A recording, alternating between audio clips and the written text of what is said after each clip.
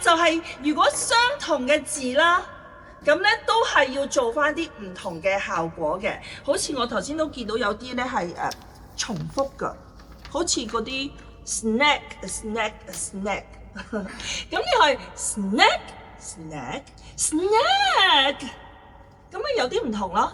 唔好三個都一模一樣。咁雖然係好有節奏，但係節奏都要有變化啦嚇。咁另外咧就係需要配合目光啦、表情啦。咁你需要做啲乜嘢咧？你就去跟翻嗰篇文章應該係點樣表達嘅。係開心嘅你就開心，佢係緊張驚嘅你都要做翻出嚟。係啦，咁呢度咧喺表情嗰度，我哋嘅小朋友咧係需要再加強嘅，咁亦都可能係緊張啦，係啦，咁所以咧多啲出嚟比賽啊，多啲出嚟比賽就越嚟越大膽㗎啦。